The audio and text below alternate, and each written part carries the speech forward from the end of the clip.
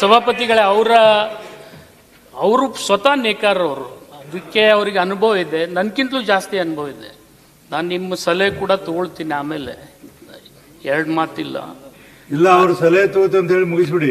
ಹಾ, ಬೆಸ್ಟ್. ಅದನ್ನು ಅಷ್ಟು ಮಾಡಿಬಿಡಿ. ಮತ್ತೆ ಇಲ್ಲ, ನಾವು ಸರ್ಕಾರ ನಿಮ್ಗೆ ಗೊತ್ತಿದೆ, ಹಿಂದಿನಿಂದ ನಾವು ದಿವಂಗತ ರಾಮಕೃಷ್ಣ ಹೆಗಡೆ ಅವರಿಗೆ ಕೃತಜ್ಞತೆ ಹೇಳಬೇಕು. ಯಾಕಂದ್ರೆ ನೇಕಾರರು ಬದುಕನ್ನು ಕಟ್ಟಿಸ್ಕೊಡ್ತಕ್ಕಂಥ ಪ್ರಯತ್ನ ಅವ್ರು ಮಾಡಿ ಅವತ್ತಿನಿಂದ ಇವತ್ತು ಬಹಳಷ್ಟು ಕ್ಷೀಣಿಸ್ತಾ ಇದೆ. ನಿಮ್ಗೆ ಗೊತ್ತಿದೆ, ನನ್ನ ಕಡೆ ಒಂದು ಸೆನ್ಸಸ್ ಇದೆ, ನೇಕಾರ ಎಷ್ಟು ಮೈಗ್ರೇಟ್ ಆಗಿದ್ದಾರೆ ಅನ್ನೋದು ತಾವು ಹೇಳಿದಿರಿ ನನಗೆ.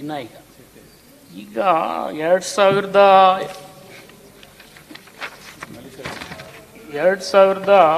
2087ರಲ್ಲಿ 25,000 ಕೈಮಗ್ಗ ನೇಕಾರ ಇದ್ರು, 26,000. ಅವ್ರು ಇವತ್ತು ಎಷ್ಟರ ಮಟ್ಟಿಗಿದಾರಪ್ಪ ಅಂದ್ರೆ ಕೇವಲ 3,757. ಇಷ್ಟು ಜನ ನೇಕಾರಿಕೆ ಬಿಡಬೇಕಾದ್ರೆ ನಿಮ್ಗೆ ಗೊತ್ತಿದೆ ಅವ್ರಿಗೆ ಏನು ಕಷ್ಟ ಆಗ್ತಾ ಇದೆ. ಇವತ್ತು ಅವ್ರು ಒಂದು ಸೀರೆ ನೇಯ್ದ್ರೆ ಇವತ್ತು ಅವ್ರಿಗೆ ಸಿಗ್ತಕ್ಕಂಥ ಹಣ ಎಷ್ಟು? 200ರಿಂದ 300 ರೂಪಾಯಿ. ಅದು NREGನಲ್ಲಿ ಅದಕ್ಕಿಂತಲೂ ಜಾಸ್ತಿ ಸಿಗ್ತದೆ. ಆ ಒಂದು ಮೈಗ್ರೇಷನ್ ಆಗ್ತಕ್ಕಂಥದ್ದು ತಡಿಬೇಕಾದ್ರೆ ಸರ್ಕಾರದ ಯೋಜನೆಗಳು ಕೂಡ ಅವ್ರ ಪೂರಕವಾಗಿರ್ತಕ್ಕಂಥವು ಇರಬೇಕು. ಇವತ್ತು ವಿದ್ಯಾವಿಕಾಸದ ಇವತ್ತು ಮಧು ಹೋಗ್ಬಿಟ್ರಿ, ಇಲ್ಲದೆ ಇದ್ರೆ ನಾನು ಹೇಳ್ತಿದ್ದೆ, ವಿದ್ಯಾವಿಕಾಸನಲ್ಲೇ ಮೊದಲು ಎಂಟೈರ್ ರಾಜ್ಯದ್ದೇ ಆರ್ಡರ್ ನೇಕಾರಿಗೆ ಕೊಡ್ತಿದ್ವಿ ನಾವು ಥ್ರೂ KHDC. ಆದರೆ ಇವತ್ತು ಟೋಟಲಿ ಅದನ್ನು ಕ್ಲೋಸ್ ಆಗ್ತಾ ಇದೆ. ಇನ್ನೊಂದು, ನಿಮ್ಮ ಸರ್ಕಾರ ಇದ್ದಾಗ, ಹಿಂದಿನ ಸರ್ಕಾರ ಇದ್ದಾಗ ನೇಕಾರಿಗೆ ಆರ್ಡರ್ ಕೊಟ್ಟರೆ ನೇಕಾರರು ಕೇಂದ್ರೀಯ ಭಂಡಾರ ಮತ್ತು NCCFಗೆ ಆರ್ಡರ್ ತಗೊಂಡು ನೇಕಾರನೇ ಇದೆ ಯಾವುದೋ ಒಬ್ಬ ಮಿಲ್ ನಾವು ಅದನ್ನು ಸಪ್ಲೈ ಮಾಡಿ ಇನ್ಫೀರಿಯರ್ ಕ್ವಾಲಿಟಿ ಕೊಟ್ಟು ಅದು ಕೂಡ ಒಂದು ಸಮಸ್ಯೆ ಆಯ್ತು ಇವತ್ತು. ಅದರಿಂದ ಇವತ್ತು ಏನು ನಮಗೆ 100% ಆರ್ಡರ್ ಸಿಗ್ತಿತ್ತು, ಅದರಲ್ಲಿ 25% ಆರ್ಡರ್ ಸಿಗ್ತಾ ಇಲ್ಲ ಇವತ್ತು. ಬೇರೆ ಕೇವಲ ಕಲ್ಯಾಣ ಕರ್ನಾಟಕಕ್ಕೆ ಮಾತ್ರ ವಿದ್ಯಾವಿಕಾಸ್ ಬಟ್ಟೆಯನ್ನು ನಾವು ಕೊಡ್ತಾ ಇದ್ದೀವಿ. ಮತ್ತು ಇದನ್ನು ಬಿಟ್ಟು ಪ್ರೈವೇಟ್ನಲ್ಲಿ ಏನು ಜಿಯೋ ಟ್ಯಾಗ್ ಇರ್ತಕ್ಕಂಥವ್ರು, ಈಗ ಇಲ್ಕಲ್ ಸೀರೆದು, ಉಡುಪಿದು ತಾವೇನು ಮೆನ್ಷನ್ ಮಾಡಿದರೆ ಅವೆಲ್ಲ ಇದಾವೆ.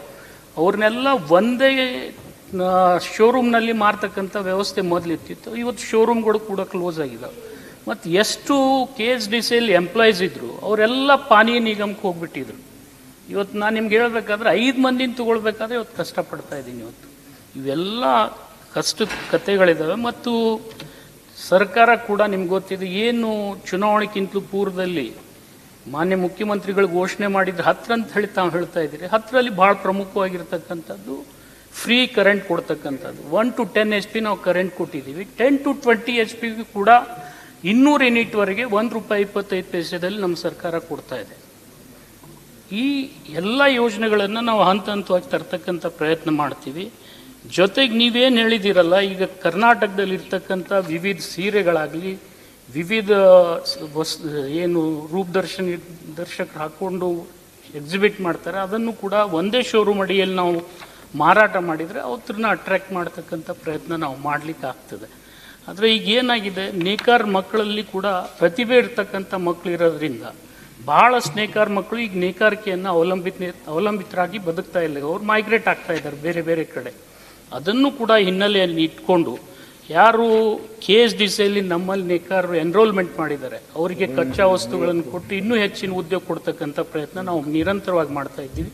ಮತ್ತು ನಿಮ್ಗೆ ಗೊತ್ತಿದೆ, ನಮ್ಮ ಸರ್ಕಾರ ಬಂದಾಗ ಯಾವಾಗ 2013ರಿಂದ 18 ಇರ್ಬೋದು, ಅಥವಾ ಈಗ 23ರಲ್ಲಿ ಯಾವಾಗ ನಮ್ಮ ಸರ್ಕಾರ ಬಂದದ, ನೇಕಾರರಿಗೆ ಯಾವುದೇ ಸಾಲ ಇತ್ತು ಅದನ್ನು ಮನ್ನಾ ಮಾಡ್ತಕ್ಕಂಥ ಪ್ರಯತ್ನ ಕೂಡ ಮಾಡಿದ್ವಿ. ಸಬ್ಸಿಡೈಸ್ ರೇಟ್ನಲ್ಲಿ ಕೂಡ ಸಾಲ ಕೊಡ್ತಕ್ಕಂಥ ವ್ಯವಸ್ಥೆ ನಾವು ಮಾಡಿದ್ದೀವಿ. ಇನ್ನೂ ಹೆಚ್ಚಿನ ಸಲಹೆ ತಾವು ಏನಾದರೂ ಕೊಟ್ಟರೆ ಅದನ್ನು ಮಾಡ್ತಕ್ಕಂಥ ಪ್ರಯತ್ನ ನಾವು ಮಾಡ್ತೀವಿ.